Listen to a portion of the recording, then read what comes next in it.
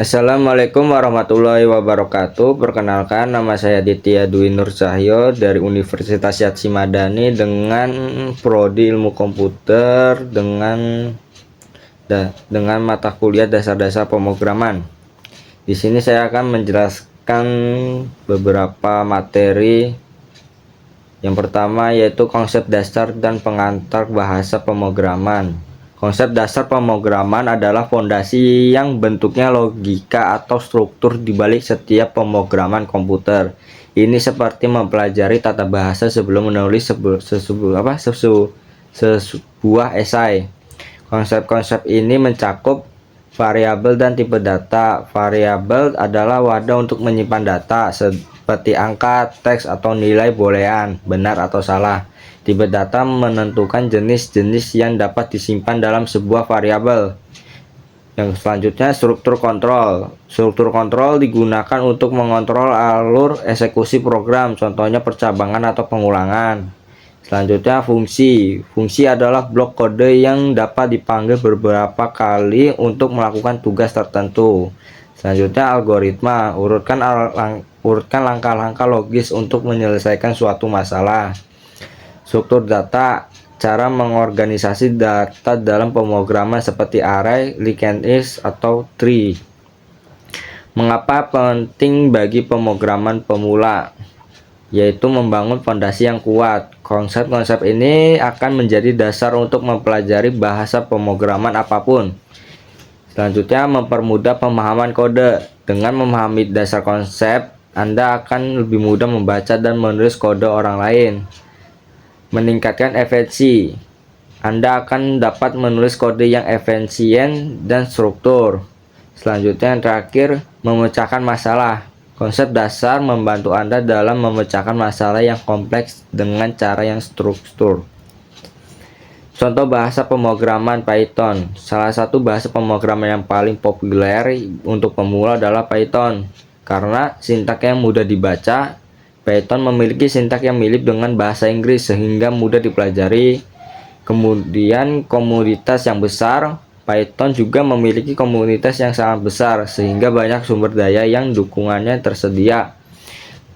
Yang terakhir, serbaguna. Python dapat digunakan untuk berbagai macam tugas, mulai dari pengembangan web hingga analisis data. Struktur data dalam sintaks pemrograman. Struktur data dalam sintaks pemrograman adalah aturan-aturan yang harus diikuti saat menulis kode dalam suatu bahasa pemrograman. Ini seperti data bahasa dalam sebuah bahasa manusia. Terstruktur untuk menentukan bagaimana elemen-elemen kode disusun, sementara sintaks mengatur bagaimana kata-kata atau simbol dalam bahasa pemrograman yang digunakan. Struktur dasar Python. Statement. Setiap baris kode dalam Python adalah sebuah statement. Indentasi. Python menggunakan indentasi, spasi, atau tab untuk mendefinisikan blok kode. Ini sangat penting untuk menentukan mana kode yang termasuk dalam suatu struktur kontrol seperti if, for, while. Komentar. Komentar yang digunakan untuk menjelaskan kode dan tidak akan dieksekusi oleh komputer. Dalam Python, komentar diawali dengan tanda pagar. Variabel. Variabel yang digunakan untuk menyimpan nilai. Tidak perlu mendeklarasikan tipe data secara eksplisit. Tipe data. Python mendukung beberapa tipe data seperti integer, float, string, boolean, dan lain-lain. Operator. Operator digunakan untuk melakukan operasi pada data seperti aritmatika, perbandingan, dan logika. Fungsi. Fungsi adalah blok kode yang dapat dipanggil beberapa kali. Contoh menampilkan teks di Python. Seperti ini ya pemrogramannya: PHP, echo, word hello world. Penjelasannya adalah echo adalah fungsi bawaan Python untuk menampilkan output ke layar. Hello world adalah suatu string teks yang akan dicetak. Tanda kutip digunakan untuk menandai awal dan akhir sebuah string. Konsep logika pemrograman dan pentingnya. Logika pemrograman adalah dasar dari semua pemrograman. Ini adalah kemampuan untuk berpikir secara sistematis, memecahkan masalah, dan merancang langkah-langkah yang jelas untuk mencapai tujuan tertentu. Sederhananya, logika pemrograman adalah tentang cara kita mengajari komputer untuk melakukan tugas-tugas tertentu. Mengapa logika penting dalam pemrograman? Yang pertama yaitu membangun algoritma. Logika memungkinkan kita membangun algoritma, yaitu serangkaian langkah-langkah yang teridentifikasi dengan baik untuk menyelesaikan suatu masalah. Yang kedua, mengambil keputusan. Pemrograman komputer perlu membuat keputusan berdasarkan kondisi tertentu. Logika membantu kita menentukan kondisi-kondisi tersebut dan tindakan yang harus diambil. Yang ketiga, mengontrol alur program. Logika digunakan untuk mengontrol alur eksekusi pemrograman, menentukan bagian mana yang dari kode yang akan dijalankan dan kapan. Yang terakhir, mencegah error. Dengan logika yang baik, kita dapat menghindari beberapa kesalahan dalam pemrograman dan memastikan program berjalan sesuai dengan apa yang diharapkan. Selanjutnya, contoh penggunaan logika dasar dalam Python. Python yang menentukan apakah suatu bilangan adalah bilangan genap atau ganjil. Penjelasannya, input program meminta pengguna untuk memasukkan sebuah bilangan. Yang kedua, kondisi. If angka %2 sama dengan banding 0 adalah kondisi yang memeriksa apakah sisa pembagian bilangan dengan 2 adalah 0. Jika iya, maka bilangan tersebut adalah genap. Outputnya yaitu program mencetak pesan yang sesuai berdasarkan hasil pemeriksaan kondisi. From dan input pengguna. From adalah elemen antarmuka pengguna yang memungkinkan pengguna memasukkan data ke dalam aplikasi. Data yang dimasukkan bisa berupa teks, angka, pilihan dari daftar, dan lain-lain. Data ini kemudian dapat diproses oleh aplikasi untuk berbagai tujuan seperti ini ya pemrogramannya. Penjelasan kodenya yaitu import library. Kita mengimport library Flex yang digunakan untuk membuat web aplikasi. Buat Flex aplikasi, kita membuat sebuah objek Flex bernama app yang akan menjadi inti dari aplikasi kita. Routernya mengidentifikasikan rute utama aplikasi ketika pengguna mengakses alamat web. Fungsi indeks akan dijalankan, sedangkan getPost menandakan bahwa rute ini bisa diakses dengan metode get untuk menampilkan from dan post untuk mengirimkan data dari from. Handle request, jika metode post menggunakan mengirimkan data dari from. Metode post, kita mengambil nilai dari input menggunakan request from nama dan request from umur. Kemudian kita tampilkan pesan selamat datang dengan nama dan umur yang telah dimasukkan. Seperti ini ya kode HTML-nya. HTML ini akan menampilkan from dengan dua input, nama, tipe teks, dan tipe umur, tipe angka.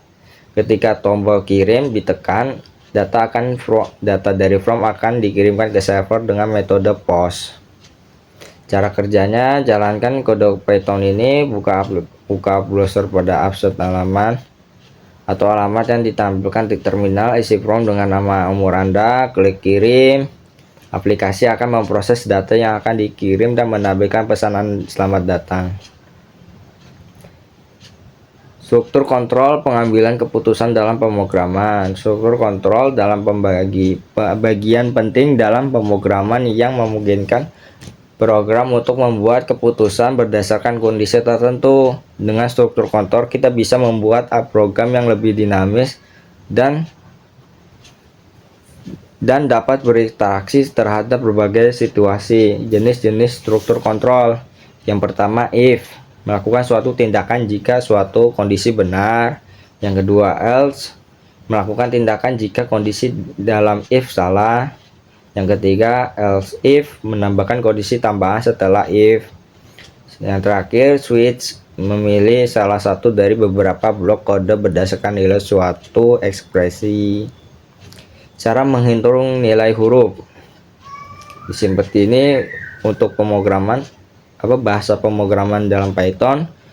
Selanjutnya penjelasannya, input pemrograman meminta pengguna memasukkan input huruf kondisi. Program akan menyelesaikan nilai yang dimasukkan dan mencetak deskripsi yang nilai yang sesuai.